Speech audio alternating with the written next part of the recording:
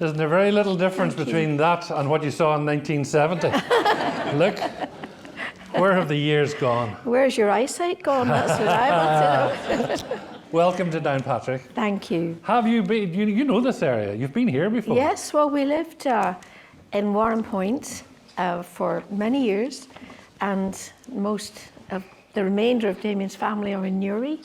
So we've often taken drives over here, and we've been to the centre, which is absolutely beautiful. Yeah, isn't it? Yeah.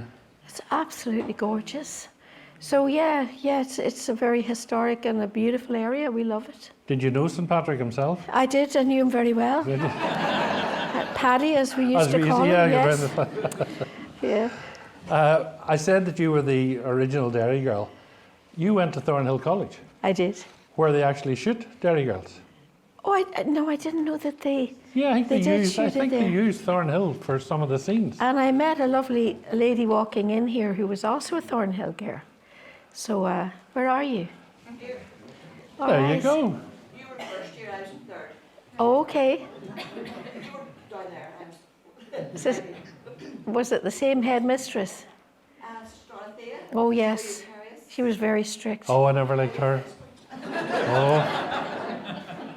You knew Sister Melda better than I did because she could sing and I couldn't. Oh, no. Mother Melda was friend all of my life. She taught music and she took the choir, and we just struck up a friendship, and she was my friend till she died. In fact, we were very, very close. Do you want to ask her anything else? I'll just go on home. No call for you, Gerry. What? No call for you there. That's absolutely no coffee. Have you watched Derry Girls? I've watched snippets of it. Do you like it? I think I know of, in fact, I probably knew a few of the characters when I was growing up in Derry, but we didn't swear that much. No. I heard an interview with the young girl from Galway, you know, the little blonde one. Yes. And she said she watched it with her niece and nephew. And she said to them, don't listen to those swear words and never use them. Yeah, so. She had to warn them. Yeah, she had to warn them, yeah. Can I take you back to your early days in Derry? There you were. You were born in England. Yes. But you were, what, 5 years of age when you came back to Derry? Yes. Tell us about those days in the 50s and the 60s, before the Troubles. What was it like in the Brown household? Oh, it was idyllic, really. We came back and my grandmother lived in Union Street in a little 2-up, 2-down house in a very narrow little street of the generation where they used to scrub the footpath outside their front door in a circle. And that wonderful polish that we used to long for the tin to be empty so we could play hopscotch. It had a particular smell. It was a red. Cardinal polish. Cardinal polish. I remember that very much about Union Street. It was a street where nobody locked doors. Everybody knew everybody. And then they were just building a new estate because the housing in that area was so bad. And we moved into the new Cregan estate. And it was lots of green areas, beautiful fresh air looking down on the city. That was lovely. So I have very, very happy memories. And how many of you were at that stage? 6. 6 of you at that stage? Six children. And what was your dad doing at the time? My father was by trade a barber. He and his brother had a barber shop in Roswell Street in the 40s. But he was a very fine musician. He was in the brass band from he was about 6 years of age. We have a picture of him sitting in the front with the cymbals between his legs, and his father behind him and his grandfather behind him. Wow. So it was a tremendous tradition, the brass bands, and I just love brass bands. So I take it that music was very much part of your life growing up? Oh, absolutely. Our house was full of music. My father, like most of the men in Derry, and in other cities as well, there was work for the women because there were shirt factories. Factories, yeah. But there was not work for the women in the shirt factories, but not for the men. Yeah. So my father would cut hair, and he would play, and he had his own band for a time, but he played with McIntyres, you know, the famous McIntyre family. Gay and the McIntyre, and that Gay was- McIntyre. And the Quigley, the Quigleys. Quigley Show Band. Oh, yes. So our house was full of musicians. And what did you do? Did you play an instrument, or did you always sing? Was it always singing for you? No, I wasn't a singer as such. I studied piano, and I studied violin, and my mother got me a guitar, but there was always musicians there, so I went for formal lessons, of course, for piano. I gave up the violin very quickly by popular demand.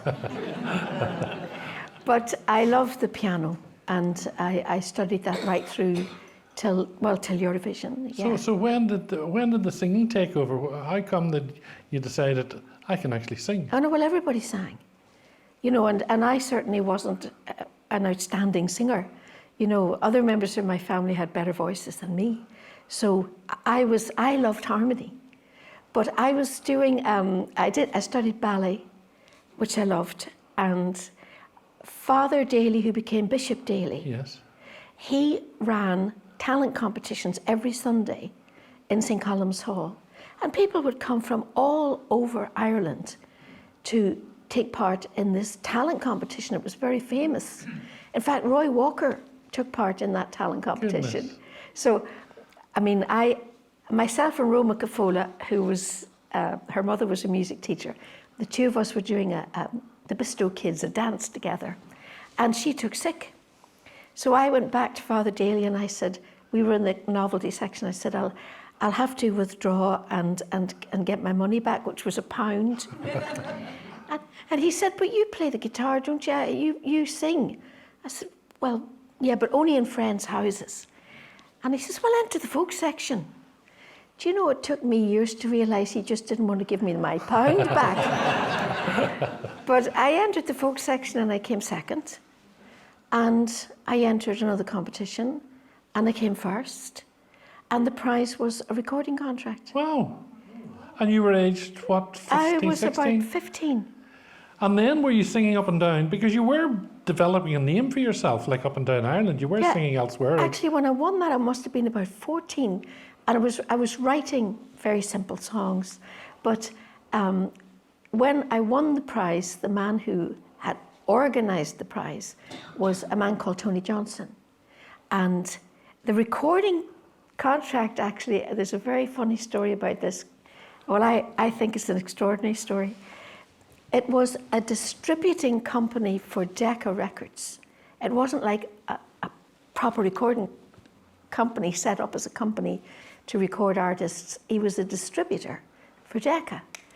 But he saw all this talent in Ireland who couldn't get a door opened to them in London. You know, it was, they didn't take any notice. So he set up that artists that he liked could record, and he promoted them in Ireland. His name was Michael Gagan, an absolute gentleman. And I remember clearly the first day I met him. And I was sitting on one side of his desk, he on the other, and he said, you know, when you record a record, you have to believe that it's going to be a #1 hit. So I nodded my head and I thought, this man is definitely very nice, but not all there, because I'll never record a #1 hit. And it was just about 2 years later that when I won Eurovision, well, Decca, I'd been signed to Rex, and Decca was the mother company. I'd had some releases and they didn't do anything. So my little contract was running out when I won Eurovision. It had run out. Goodness. Decca didn't even have the master tapes. They didn't even bring the master tapes. And when I won, Little Rex Records and Michael Gagan, it's the first time in history that a distributing company outsold the mother company. Goodness. They had to release it on Rex Records. Of course. So that was my entry into Right, let's recording. not get to 1970. 1969, you had applied or had been nominated or had been asked to sing for the Eurovision before that, before 1970. Well, in the National Song Contest. Right. The secretary of the record company of Rex Records was a lady called Phil Mitten. And she You said, have a great memory. but you know, these people were so important in my life that I would never forget them. You know, so Phil said, you should enter for the auditions for the National Song Contest. Now, at that point, I think they'd had 9 or 10 Eurovisions, and the major artists of Ireland had already taken part. Right.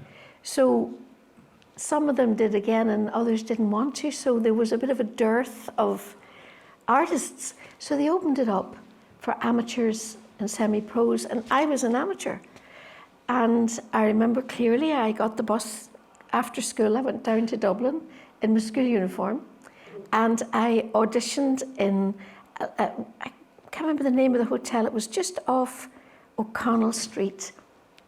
Damien will remember. Do you remember the name of that? Down O'Connell Street and to the left. Wynn's. I auditioned in Wynn's Hotel for a man called Tom McGrath, who was head of light entertainment. And I'd done a few little televisions. The first big break for me was Tea Time with Tommy. Oh. Do you remember Tea Time with Tommy? No. Didn't you audition, Tommy? No. You did. So Tea Time with Tommy I'd done, and then I did something in the Ulster Hall with the, you know, that great family group, Pattersons. Do you remember the Pattersons? Yes, the Pattersons. I sang with the Pattersons. I sang in the Copper Kelly kettle Kettle. In Letterkenny, and I sang in some folk clubs in Dublin. That was, and I'd done one Late Late Show. So that was the extent of my experience Right. in a semi-pro amateur way. Yes, yes. So I auditioned as an amateur. And in 1969, I sang a song called Look Around. And I came second. But it was the most terrifying experience I'd ever had in my life. I was totally petrified. We had to do a lineup of each of us singing a little bit of a Eurovision song, and mine was Poupée de cire, a little French song that it won. Je suis un poupée de cire, una poupée de sang. You might remember it. But anyway, that was my bit. And the camera was going along one after the other. Well, my heart, have you ever been so nervous that you could hear your heart pound in your ears? Honest to God, I couldn't even swallow. I was so nervous. But you had been singing before. But I don't know, it was different. It was different. It was like waiting to be shot, you know? Oh, it was terrible. And Butch Moore was beside me. Butch Moore in the Capital Show Band. Yes. And Butch had a nervous habit of rubbing his thigh like that. And it just caught my attention. And I've said to Butch when he was alive, I said, you know, but for you, I'd had no career. Because I was going to run out of that studio, but that he distracted me, and then I was singing. But I thought, no, I'm never going to do this again. So you didn't get it, you were second. I was the only one in the green room praying not to win. Now that's the honest to God truth. Well then, what brought you back then in 1970 if you were that? Tom McGrath. But if you were that terrified, why would you bother again? Well, I retired from singing that summer. I thought, well, I'd applied to I wanted to teach music and English literature. And I was very happy at that and content. I had never intended to be a singer, really, but I felt very at peace. And then just before Christmas, Tom McGrath called, and he said, he always used to call me Rosie Mary. Rosie Mary. He said, I have a wee song and it would suit you. Would you sing it in the National Song Contest? So I had to ask permission because it was, my practicals began in May. For your A-levels? For my A-levels. And this was March. So there was actually Mother Imelda I went to, and she said, you'd have to do that, Rosemary, because it's such an opportunity to do that. Do you remember Mother Imelda? Oh, she remembers Yeah. her too, yeah. And my parents said, well, you know, it'll be the last time because you don't want to be a singer, it'll be the last time you'll do anything like this. No one expected Ireland to win, least of all me. So I went to Amsterdam with all my school books in the suitcase. I never looked at them, but I brought them. And I won. And the shock. I mean, it took me 6 months to actually absorb what had happened. Who was with you? Who was there to support you at the time? My mother, my grandmother, and the Irish team, and Tony Johnson and his wife, and another man from Dublin. But sure, when we left, I mean, I was wished good luck and waved off by 2 cleaners and a porter. and it was lovely. And we came back to about 5,000 people hanging off the terminal building. But didn't somebody very special say something to you? Oh, yes. I was still embarrassed to think of it. I could never take a compliment. And I think a lot of people in Ireland are the same. Somebody will try to pay you a compliment and you'll try to just make a smart remark back, but it's just embarrassment, really. So we went to a number of very low-key functions compared to what I hear it is today. And teas, you know, with the mayor, or you'd go to the television centre, and it's the first time all the artists would get a chance to meet, because I made up my mind I would watch no one rehearse. I didn't want to hear anybody's song, because I knew I was intimidated enough. So I didn't want to hear them, but I met them at these functions. And I was sitting, for some reason I was sitting on my own, on like a bench seat, and this very elegant man came and sat down beside me. And how are you feeling, and chat. And then he said, you know, I think you'll do very well. And I immediately just came out, I said, I bet you say that to all the girls. Well, the look of the shock on his face, I thought, oh God, who is this? He was the son of Billy Cotton. Do you remember Billy Cotton band show? Yes. And he was the top honcho of the BBC. I mean, people would have killed to get a chance to talk to him. And I insulted him. So I really was embarrassed when I realised who I'd said it to. And I thought, well, look, he'll forget that. About 8 years later, I was doing the Shirley Bassey TV show, and we were all in the green room. And in front of everybody, he said, Dana, you probably don't remember the first time we talked. And I went, oh my God. And word for word, he told them what I said. Do you know who Dana beat that year? The favourite that year was Mary Hopkin. And Knock Knock Who's There. Remember Mary Hopkin? Lovely And here's girl. a question for you. Here's one for Trivial Pursuits. Dana knows the answer. I know the answer. Who was 4th that year? 4th? Uh-huh. Shall we say it together? Julio Iglesias. Was Yeah. 4th that very year. Who sat you on a settee or on a wee chair and put a wee thing in your hair and you sat Oh, now that's an with your wee interesting mini skirt question. on you? And Not many people ask that question. I wonder why. When I sang in the National, I wore a dress that was practically identical in shape to what I wore on Eurovision. Right? And because that was the style then, an A-line just above the knee, wasn't too short or you were considered common. It was just above the knee, and a short cap sleeve, and that was all the style. So I had worn a green one in the National Song Contest, and I wanted to wear something that would immediately evoke the country I was representing. Right. So the fabric was practically a copy. It was a bunion material, fabric, a beautiful light wool in a cream, but the embroidery on it was like the traditional Irish dancing costume. And it was done by, I think it was nuns actually in the west of Ireland. And it was just the traditional, and you've so many of them out there actually on your things that you nowadays, sell.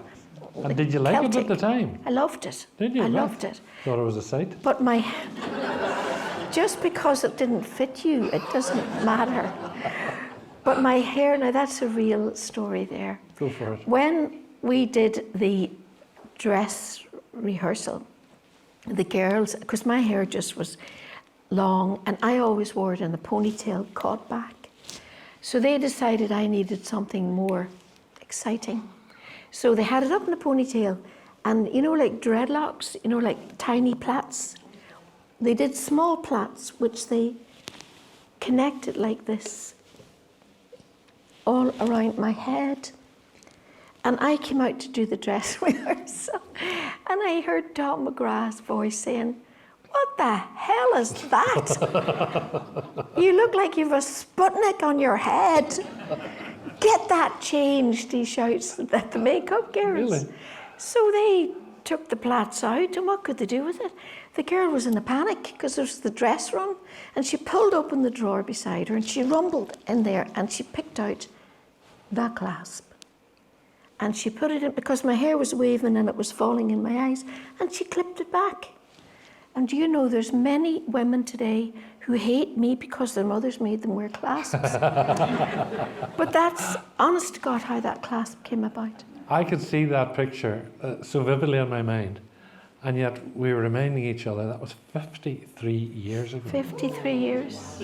Isn't that hard to believe that that's what we're talking about? And it's so vivid in your mind as well. It Totally. hasn't blurred. The whole thing is still there. Yeah, no, absolutely. Because, you know, that whole period, for me, it was the last time I would ever do it.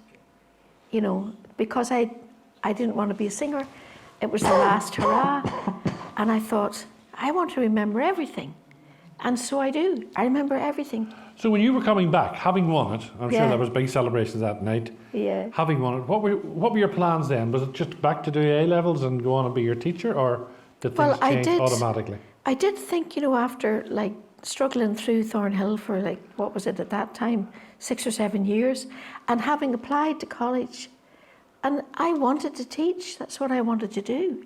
And at that point with piano, at that stage, you're practicing 6 or 7 hours a day. And I loved it. You know, there was only 2 of us doing A-level music. And I loved it. You'd lock yourself in your little practice room and you'd just practice and play, and I loved it. So I thought, I should really go back and do my A-levels, because, you know, everybody talked about one-hit wonders, even at that stage. Is she going to be a one-hit wonder? I thought, well, of course I'm going to be a one-hit wonder. But I need to have something to fall back on. Yeah. So I should at least do my A-levels. Yeah. But it was impossible, because the girls at that stage, we came back the end of March. April, they only had a couple of months, most of them, to start, but all the music people, they only had a shorter amount of time. So you can imagine the incredible, intense interest for an unknown amateur. At the time, I think the youngest winner. But I came from Derry, which was on, and I came from the Bogside, which was on front page news. And the intense interest All that together. of the made media. it, yes. When we got back to the flat, we had, I think there was 2 or 3 camera crews sleeping on the landing. I mean, honestly, sleeping on the landing. I couldn't go out the door. And there was crews down at Thornhill filming where I went to school, very disruptive. I mean, if I had gone back, it would have been very unfair. I couldn't go back. And that at the time was a huge regret for me, until I saw the A-level results. And then I thought, thank God, because that girl was much smarter than me. You know, so that was How just the way it manic did went. things get? Because after you sold, I think All Kinds of Everything sold something like 3 million records. Yeah, very quickly. 3 Yeah, million records. yeah. How manic did things come? Because record producers kept knocking, television moguls kept knocking. Will you record this song? Will you record? How mad did it get? It was very, Mad. very mad. I felt And like I had you was. somebody looking after you Well, who knew what they were about? my father travelled with me, which was a tremendous protection for me. There was, unfortunately, not a great breakup with the manager at the time. And looking back, I understand he was very fearful that someone would take me away from him, which was the last thought in my mind. And what he did was he wouldn't let anybody near me, Yes. not even my family. And I desperately needed my family. But he didn't want them either. And it came to a point where I had to choose. Yes, I'd forgotten that. Yeah, and that was terribly emotionally upsetting, really terrible. And I had to choose my family because I knew I wouldn't survive. Emotionally, I wouldn't survive. And so my father travelled with me, and my mother and I, we went to Michael Gagan. And we said, Michael, we don't know what to do because we don't know anybody in the business, and what should we do? And he said, well, I will write a list of names of possible managers that I think, or agents that will help you. And they were all in London. And so my mother and I got on a plane and we went over to London and we met them one after the other. And I managed to insult Michael Grade. Michael, the Grade family owned everything. Major theatres, they owned ATV television. Right. I mean, the Palladium, they owned everything. And we went to meet Michael Grade, who was the son. And by this time I was exhausted and I was emotionally worn out, and I was frightened, and he gave me this book of stars to look through that they handled everybody. And I'm flicking through these, and I hear my mother say to Michael Grade, and you won't make her wear any of those low-cut dresses, will you? I thought, oh, Mommy, please. He says, oh, no, Mrs. Brown, we would not.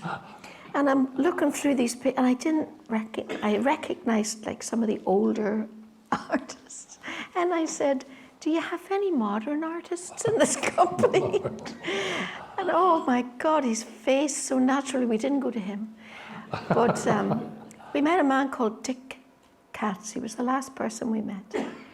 And it was just instant over lunch. We just knew this was the man. And he became my agent and co-managed with my father.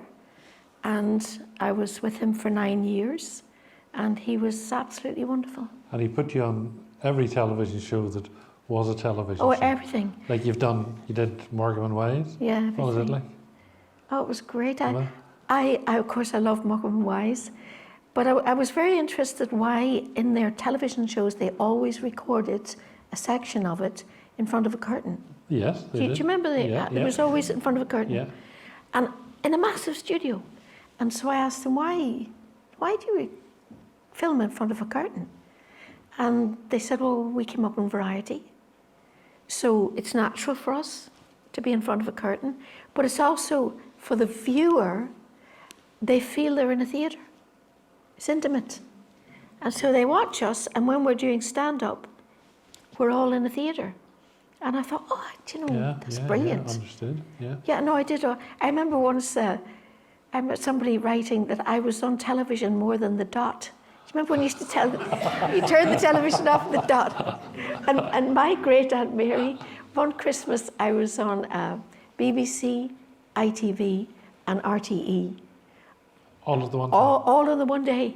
And my great Aunt Mary said, Sheila, it was my mother, Sheila, that girl is going to be exhausted.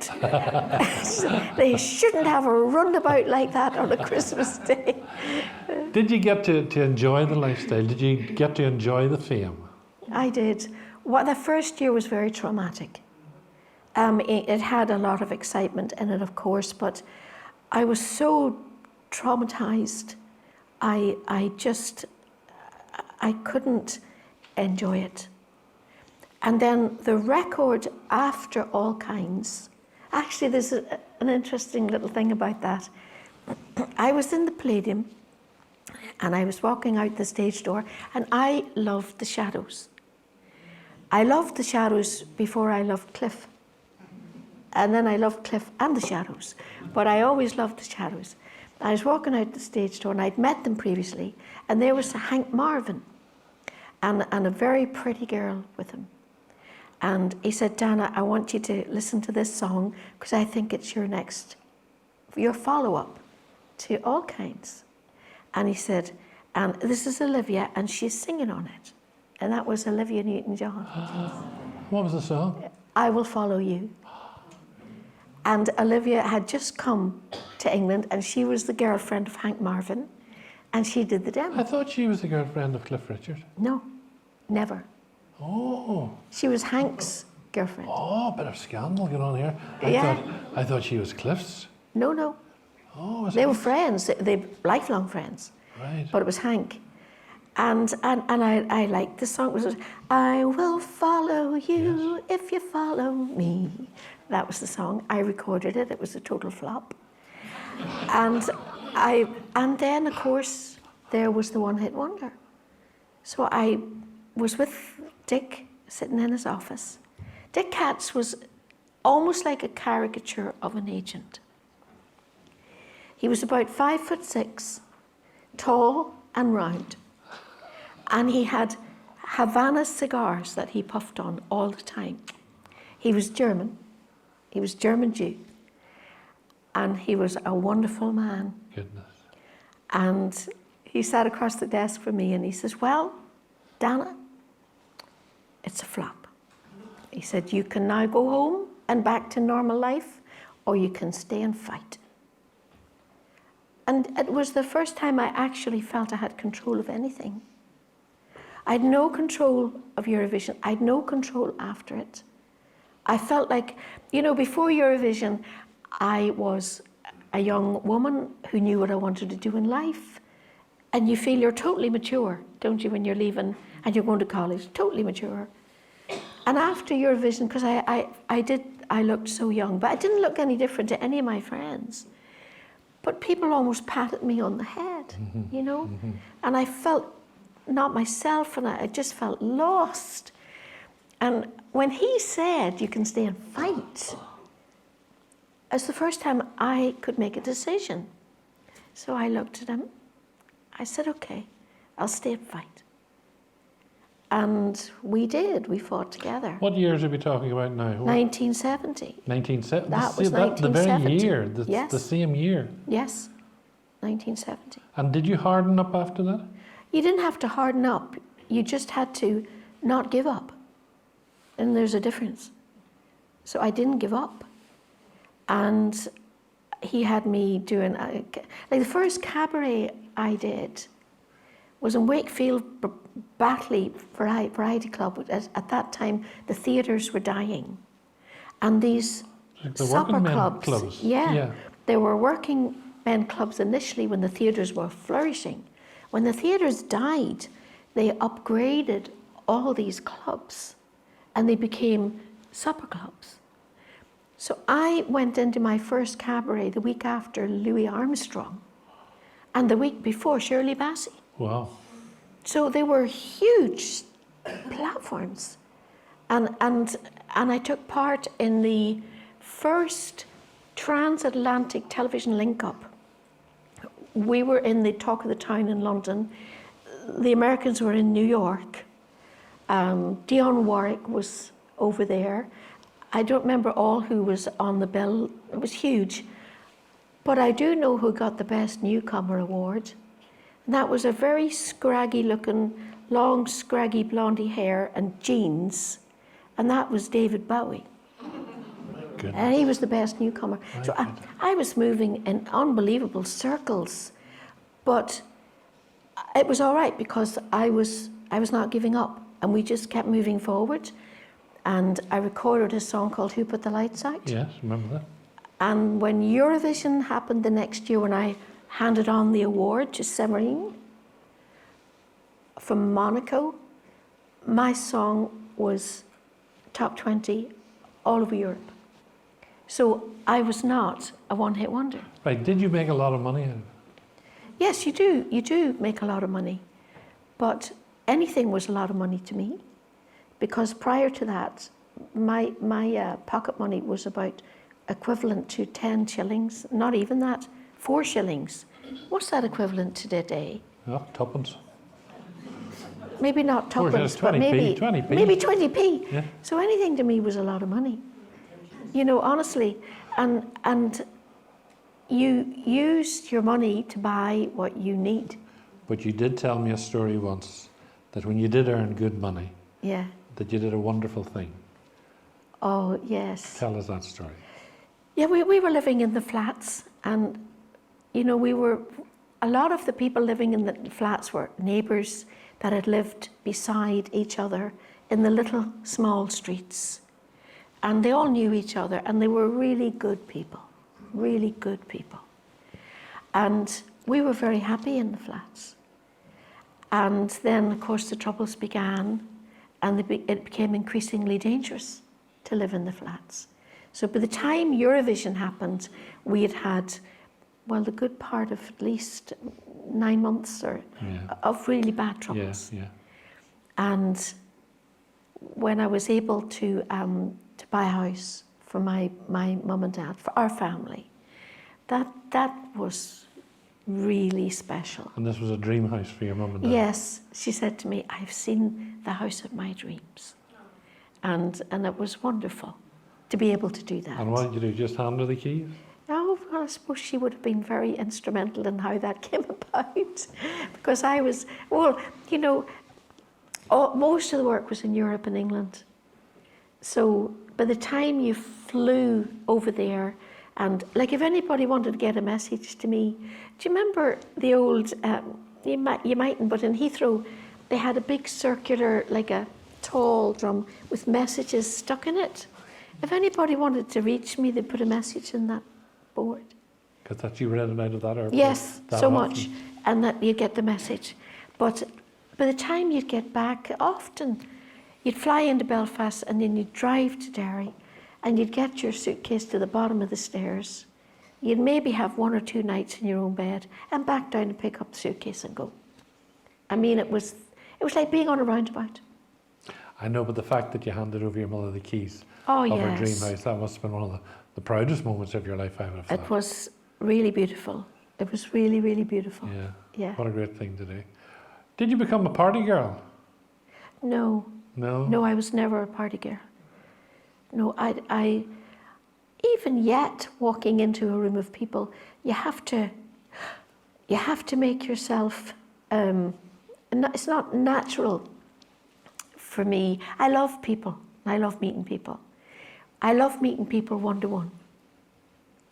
I'd rather have a small gathering of friends or dinner party than a party. But then I don't drink. So I think that makes a difference too. Mm-hmm. I don't drink. So yeah, no, I love people. I love meeting people and talking to people. Round about the pinnacle of your career, you developed a problem with nodules in your throat, didn't you? Yeah, it wasn't actually nodules. It's a funny thing. I had a weakness in one of the cords that I was born with. And actually, the year before the major problem, I had the cord cauterized. And it bounced back pretty quickly. I wasn't allowed to speak for about 3 weeks, which was greatly appreciated by many people. Yes. And I was really busy, and thank God, things were just going so brilliantly in my career. They were about to launch me in America. And I brought out a song called Fairy Tale. And I was flying up to Manchester to do the first television on it. And I opened my mouth to sing. I couldn't control the voice. I couldn't do anything with it. And I thought, oh my God, it's the same problem again. And I came home that night, went straight in to see the throat specialist, and he said, I'll operate in the morning. But I didn't register that it was anything other than what had happened the previous year. And all I do remember is the next morning when I was leaving, my mother was crying. Now, my mother was a very big-hearted and a kind woman, but she wasn't one that you'd see crying. And I remember thinking, what's she crying for? And we had the operation, and I woke up. And about a day later, I saw the headlines in the newspaper, because I was about to start a tour in Ireland. And we had to cancel it like that. Headlines Dana may never sing again. Yeah. And I thought, what a load of rot. You know, that is just typical to blow everything.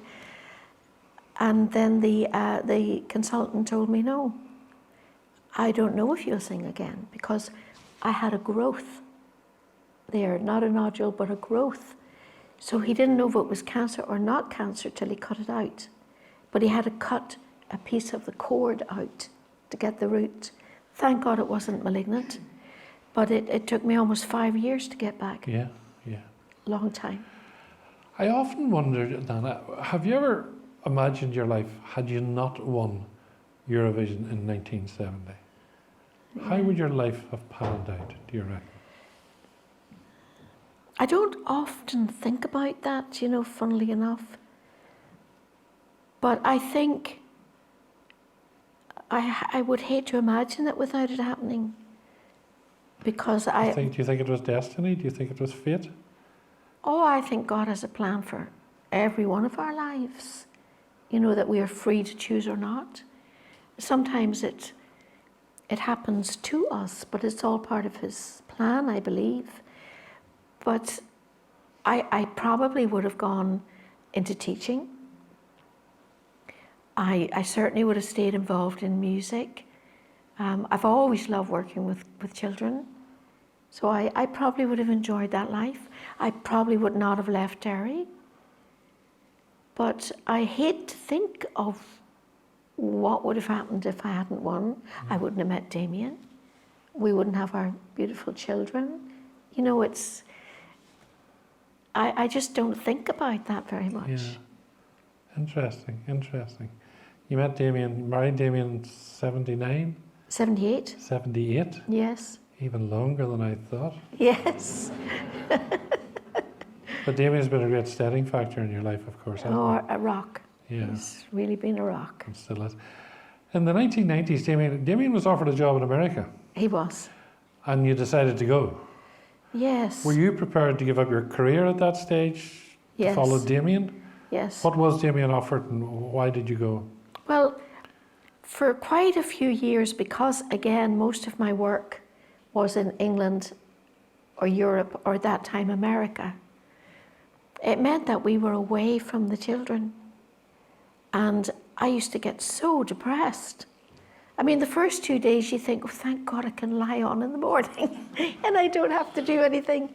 But within a few days I would just be so down, because I know my first vocation in my life is as a wife and mother, and my career comes after that. But I just desperately missed them. So and we both wanted to be able to provide for our family, but to have more time with our family. And then Damien, who had been in the hotel business all his working life, the Ardmore Hotel in Newry, with his sister and brother, but they were bombed, I think it was 7 times, and the final one being a massive explosion that completely destroyed, and that was a year after we married, 1979. And they had been through that so many times, Gerry, they just couldn't face into building it again, knowing it was going to be blown up again. Mm-hmm. So he then, he trained as a counsellor in a centre for drug addicts and alcoholics. And then the year after that, I was asked to do a summer season, which was 5 months long. Grace was not that old, but we thought, well, that'd be wonderful, because we'll have 5 months in the one place with Grace. And so from that point, we just toe in the water, and it worked beautifully. So he became my manager. And just the career kind of just took off again. And my voice was getting stronger all the time. So, but being away from the children was absolutely killing. So he was asked to help set up a retreat center in Alabama. Mother Angelica founded the Eternal Word Television Network. It's a global Catholic network. and she wanted to set up a retreat center, and so she asked him, because of his hotel training, would he do that? And it meant leaving everything, really. But we were both ready for that, because it would be time for us to be a family with our children. But you were still Dana. Yes, but not in Alabama. No, but you were prepared to give up Yes. the Dana here for Damien and for the family. Yeah, oh yes, yes. And I think that was a good exchange. You know, and I did have commitments It's a very because selfless exchange. Oh, I never thought about it like that at all. I really didn't. I think because it happened really fast, really quickly, I already had commitments for summer season and Panto. So I would fly back and the family would fly back with me, and we'd do summer season. And then we'd all be together for Panto. So there was 2 steady things, and the odd television, I'd fly back and forth. Yeah. You know, but I was there practically all the time. I could take the children to school, I could pick them up. You know, it was wonderful. I loved it. And how much did you get into the American way of life? Did you enjoy it? Did the family enjoy it? The first year, I think I cried every day. Really? Because I was so homesick. And, you know, homesickness is a terrible thing.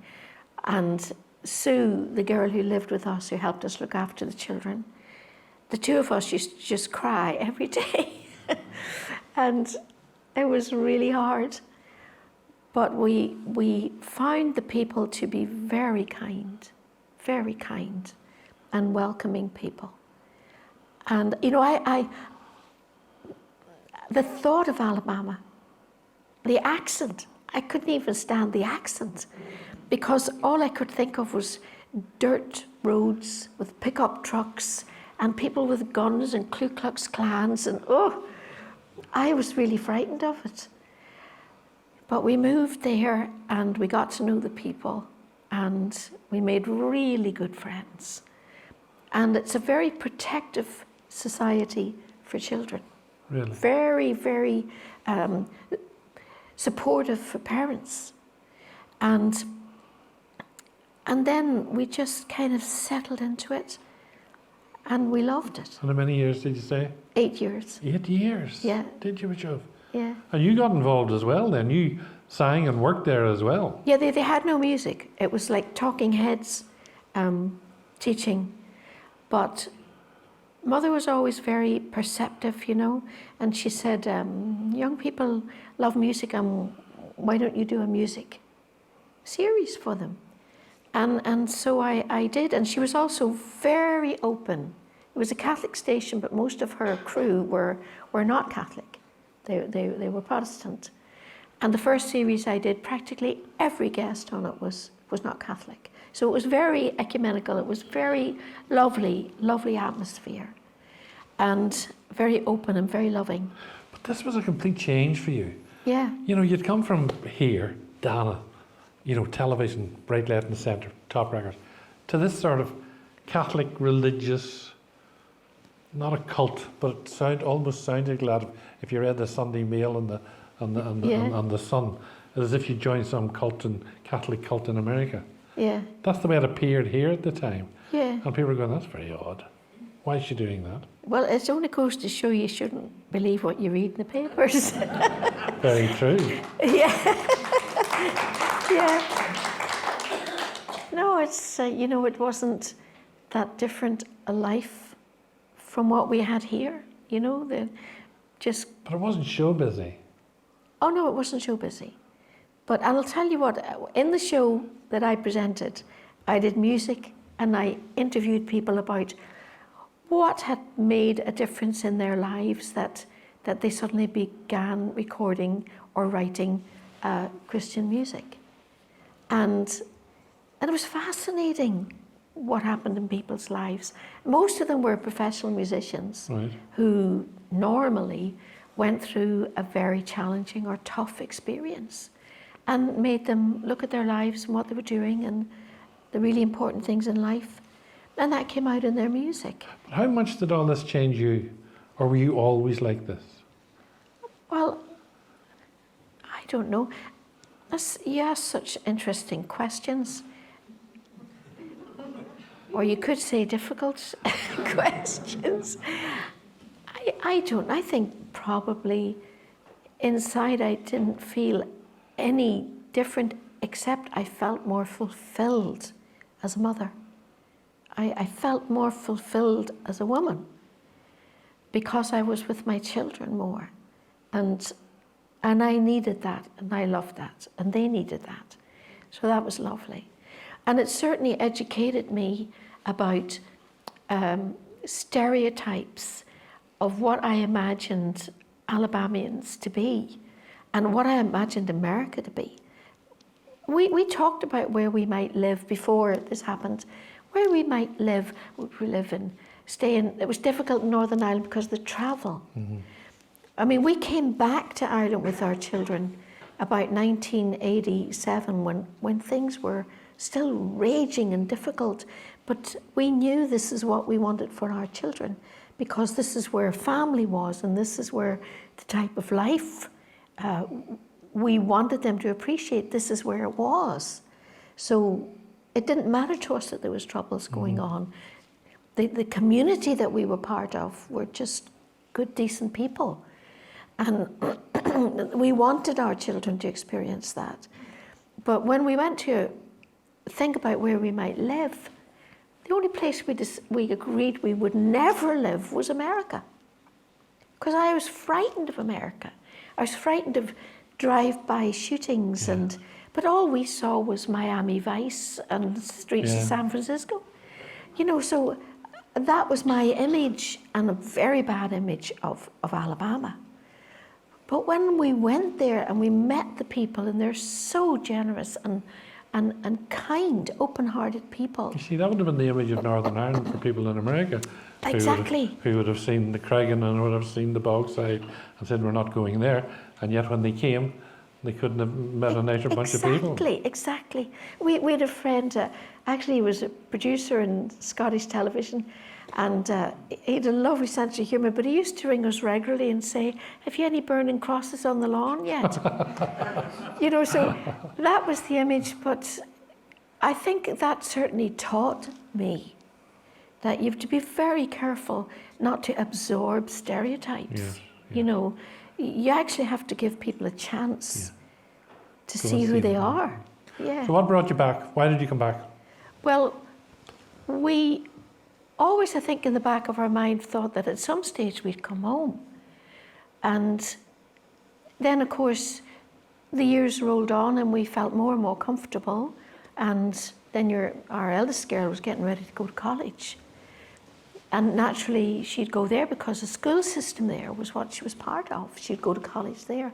So it wasn't that we were, at that point, intending to come back.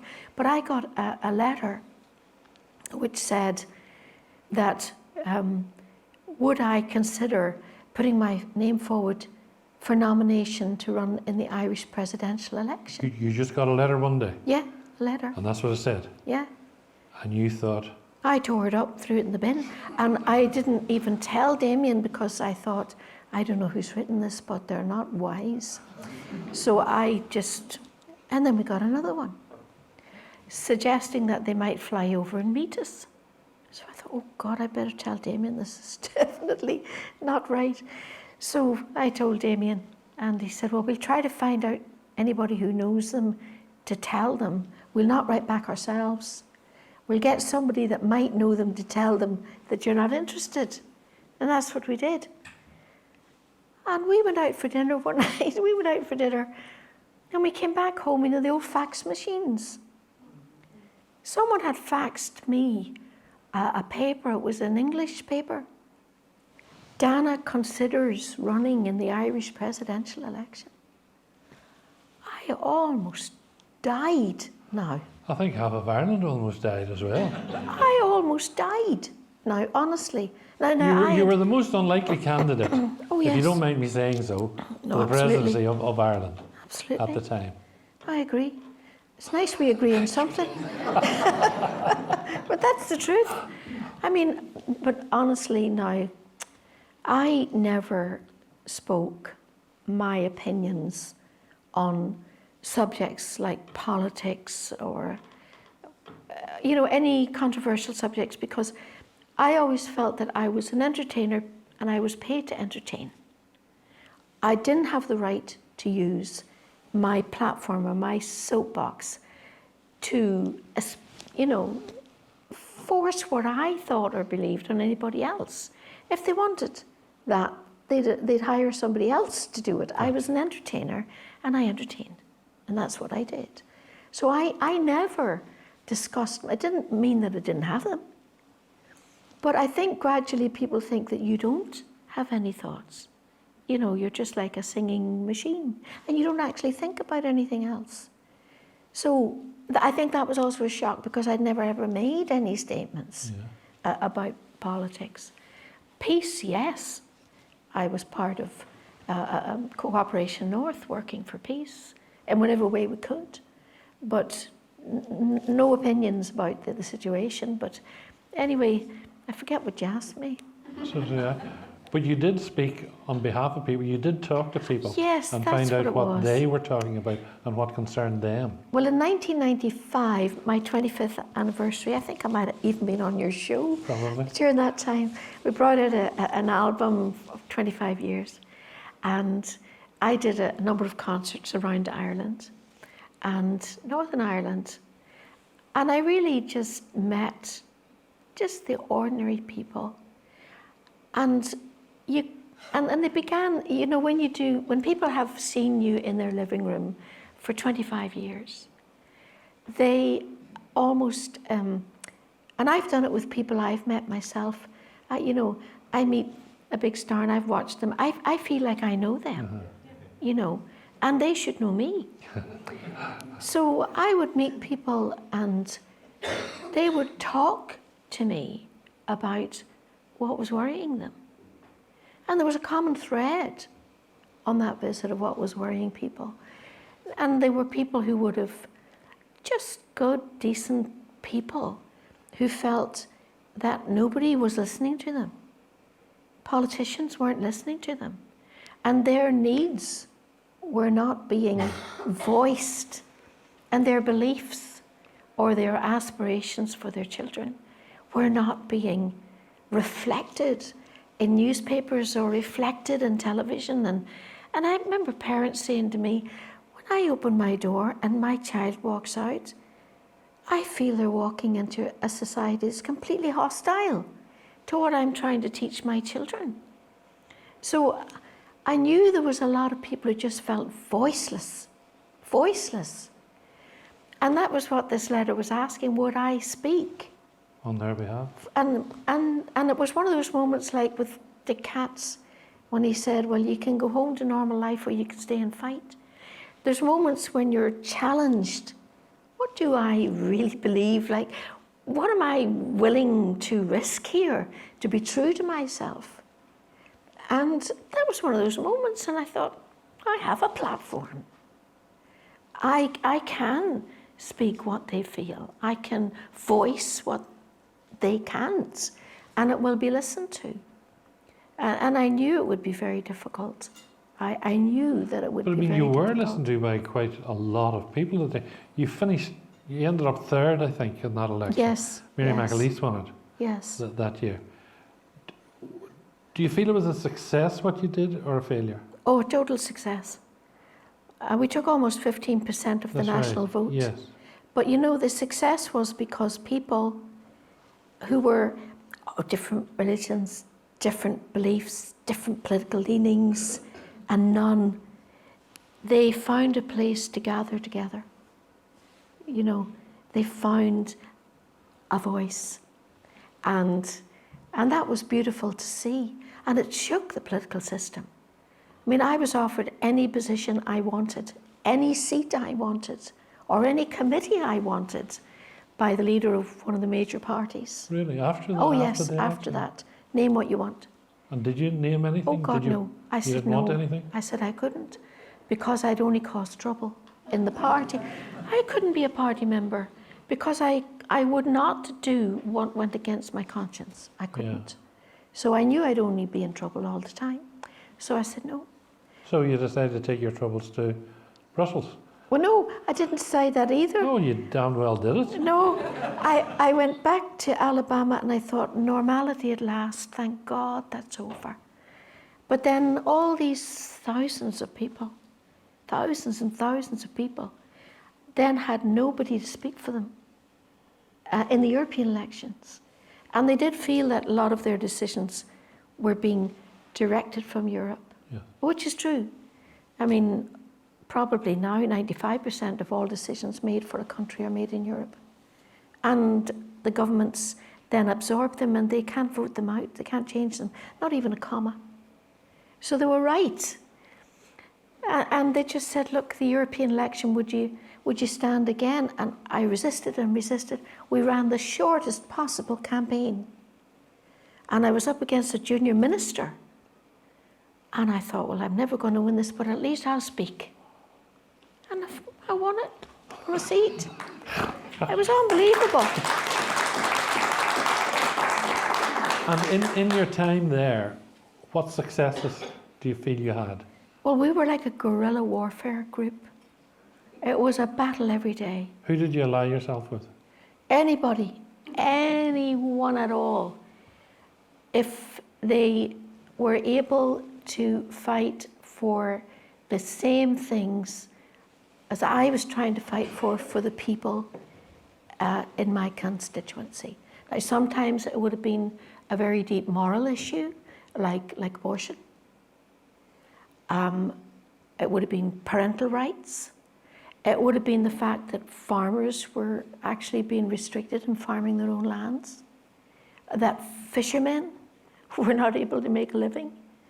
It could be very varied, but what we did was we just kept our heads very low, but we linked up with all different parties. One of my closest friends was a member of the socialist group. I don't know if he had a religion or he was an atheist, but we worked very well together. Because, you know, that's the thing. You can't just choose to have people who are clones of you to work together. Because there are things, you may not agree on everything, but what you can agree on, work together. You've polarised people. You do polarise people, especially your views on abortion, Yeah. your views on same-sex marriage. You're resolute in both of those. Well, you see, it's a difficult question on, you see, in our business, as you know, I've worked my whole life with mostly homosexual men. Some of them have been literally lifelong friends. Their loyalty and their kindness is just so beautiful. And I would never, ever want to hurt them in any way. And I believe they know that. And that's why we still love each other and we're still friends. It's just that for me, marriage is a sacrament. It's a sacrament. And it's not a legal law. For me, it's a sacrament. Nothing to do with law. No, it's not. For me, it's not. For you, yes. No, it's not. But you know you're going against the grain on this one. Well, I can't help that. And you make no apologies for it. No, I can't apologise for that. Abortion, there is no circumstance under which you would accept abortion. I believe that the deliberate taking of a life, there's got to be a better way, not just for the child, but for the mother. Because I've met so many beautiful women who've carried all their lives, and at different stages in their lives, they're faced with the terrible loss of their child. Sometimes they've been very elderly. In fact, they don't even have to tell me anymore, I just know. And I just love them. So the deliberate taking of a life, for me, there's got to be a better way for us. And I know there are some very hard circumstances, but unfortunately, hard circumstances make bad laws. And there can't be 60 million reasons why in the UK, because it's 60 million babies who've been killed since 1972. There's not 60 million hard cases, don't tell me that. And of course, rape I mean, who's the guilty party and who's the one who dies? So I no, for me, I think we can always find a better way. Are you fitting in with modern Ireland, or do you not give a damn? Because No, I do. I find it very, very sad, the confusion and just the difficulty that parents face, you know. And I think the parent, in good parenting, or even trying to be good parenting, your motivation is always to protect your child and to support your child. And unfortunately, we're finding more and more that there's a wedge being put between the parent and the duty of the parent to protect the child, and other people stepping in, or laws stepping in, or insidiously stepping in. It's so dangerous, and a lot of it amounts to actual child abuse.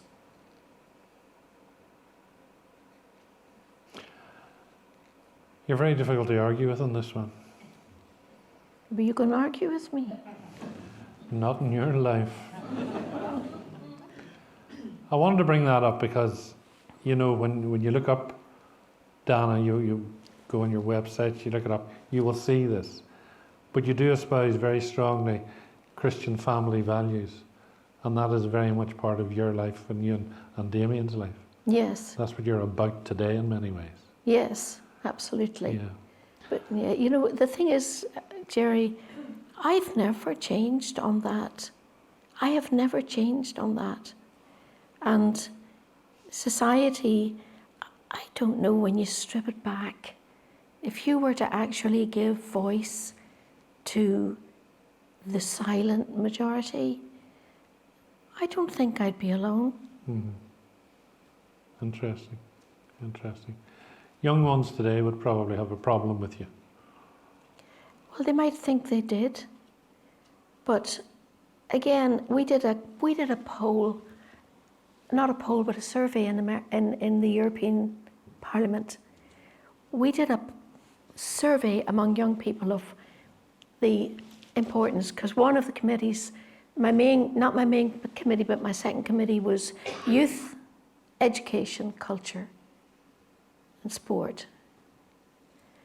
And so under the investigation into what youth needed and what youth wanted, they did a survey of what was important to young people in Europe.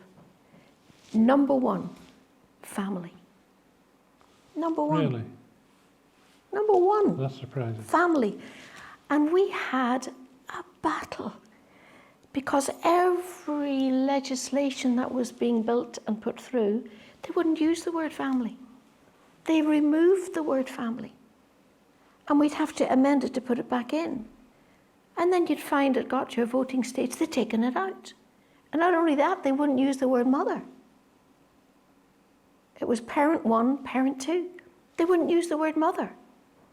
And family could be anyone renting a house together over a certain number of years. So if you had a number of 6 lodgers in a house, they're a family. There was an absolute agenda to obliterate family, or even mention of it. Right, we're not going to go down this road anymore. Tell me about your family. Where are they all now? Well, our family, we have 2 girls, 2 boys. Grace and her husband and their 3 girls are in Nairobi in Kenya. And we have our second girl, Ruth, and she has 3 boys. They're in Dublin with her husband, Marish. John James, our eldest boy, he has 2 boys. He and his wife, Kate, are in Sydney. We're just a typical Irish family. We're just scattered. And Robert, our youngest at this time, he's living with us. And how often can you get together as a family? Well, we always tried to get together at least once a year as a family, but with them being so scattered, it's very difficult. But this Christmas, we're all meeting in Nairobi. Really? Yes. Oh, fabulous, Yeah. fabulous. We're all vaccinated to the eyebrows. But we're all excited about it. We're going to have 8 grandchildren running around, so we're probably going to be basket cases by the time we get back. Any regrets looking back on Any on regrets? life? Do you regret? Do you do regrets? I think there's always things that you regret. And sometimes they're just distilled down to a particular moment or something you said or something you ignored, and, you know, rather than great major things. Yeah. I don't think I have major regrets because my life, looking back, was so extraordinary. All the things that happened that I would never have dreamt could happen, happened. So I wouldn't have major regrets like that. But I think probably all of us have those smaller moments that always pop into your mind. You think, I wish I hadn't said that or done that, or, you know. They're Yeah. only minor things. Only Yeah, minor well, things. yeah, well, I'll know better when I meet the big guy in the sky. Oh. He'll let me know. And he's coming, he's coming, He's coming. definitely coming, yeah. Dana, where did the word Dana come from? Just before we Well, finish up it all together. Dana was a nickname. Yeah. Dana, the True of the Dana, or the people of Dana, they were great exponents of arts and poetry. She was a queen in Ireland, but I wasn't named after her. Dana, you're bold. It means you're bold. Oh, Well, it wasn't my fault. See, one of my sisters did judo. She became North of Ireland judo champion, but she used to practice on me. So when I was only about 13 or 14, and she'd say things like, "Attack me from the back with a knife." And then she'd like throw me over her shoulder. And then I used to go into school and I would try it out on the girls. So Tuadana's you're bold. And that's how the nickname started. and when they've called you that at home, when they've called you Dana at that? No, just at school. Just at school? But then when I started singing, I was told that Rosemary Brown was too long a name. Right. And so I needed to get a shorter one. So it was the girls in my class voted.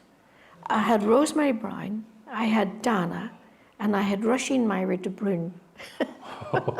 And they picked Dana, which was the shortest, great name for showbiz. Yeah. Because being such a small name, Yeah. it's a bigger print and stands out. Yeah. And then with Dana International after that. do you remember? And Dana That International, came that's after. right. I've known you for many, many years, and you know something, you haven't changed one bit in all those years. Neither have you, Gerry. Well, thank you, and it's always a pleasure talking to you. Ditto. Thank you so much for coming tonight. Give a huge round of applause please for Dana. Thank you. Thank you. Thank you. Would anybody like to ask Dana a question? Sing a wee song. Oh, we might all do that together. Thank you. Yeah. We will. Has anybody else a question first? Who's the most famous person you've ever met? Me? I was going to I say knew you were. after Gerry Kelly. Well, I met Bob Hope, which I loved because I used to love the On the Road films when I was a child. We met him, and you know, we went to see him. He was doing a special show in London in one of the theatres there, and we all met him afterwards. And we all thought, gosh, he's very elderly and he'll probably be, you know, past his best. He was absolutely fantastic. Oh, was he? Fantastic. And on the button, he knew everything. So I'd say probably Bob Hope. Thank you. Yeah, When you were with, did you say you appeared on Morecambe and Wise? I did, yeah. Did you do a sketch with them? No, they would always have like a guest artist. You weren't the guest artist then? Yeah, I just went on and sang. Sang, yeah. Because those oh gosh, Shirley Bassey and Yes. preview. Oh, They were always brilliant. fantastic, so I wondered, I miss seeing you do something with them like that. No, I'd love to have done something like Yeah, that. but, yeah, But no, you but sang your- yeah, they were excellent. They were really great. The other very famous person I met was Her Majesty the Queen. And that was a great honour. She was a very lovely lady. Did you sing for her? No. No, No. I didn't. We met at a garden party and we met at a Royal Variety, a Children's Royal Variety. And my claim to fame is my dress was exactly the same fabric and colour as the Queen's. There you go. You know the lineup when you meet? Well, they didn't ask her to change her dress, but they asked me to change mine. Yeah. Dana's husband is Damien at the back. Damien, do you want to ask her a question? I don't know, but I might get into trouble, Jay. You might do. Because you're babysitting tomorrow on the way to Dublin, aren't you? Yes. Yes. Yeah. And Did you ever sing to the Pope? I did indeed. I sang for, yes, I sang for him about 6 times. Totus Tuus, when was that written? Totus Tuus was written after he came to It Ireland. was after. You weren't here when he came to Ireland, were you? No, I was You in missed it. Manchester. Yes. Yeah. Then Damien took me to see Phoenix Park where he'd been. And then he was just driving home. He was talking about how beautiful the motto was, totally yours. And we just began writing the song. And I'd never really recorded, religious music. And Damien said, I think it's about time you put on record what you believe. And so we did. Oh, That was the that's- first one I ever recorded. That was Totus Tuus. Yeah. Does anyone else have any other questions? What a life. What a life. What a life. What a life. Have you ever gone back to school again to the new college across the road from the old college? I Have you did. seen it? Yeah, we did a documentary on my 50th Oh, you did. anniversary. They called it The Original Derry Girl. Oh, yes, they Yes, introduced me. it's the original Derry Girl. We did that with a Belfast company, actually, Waddell's, Yes. very fine production company. And we went back there and the choir sang for me. But I just blubber. It was so moving. I just loved it. Loved it. Well, to finish, I think we should go snowdrops And daffodils, butterflies and bees. We sing in the same key. Sailboats and fishermen, things of the sea. Wishing wells, wedding bells, early morning dew. All kinds of everything remind me of you. Dana, ladies and gentlemen. Thank you. Thanks, Gerry. Thank you so much. That was lovely.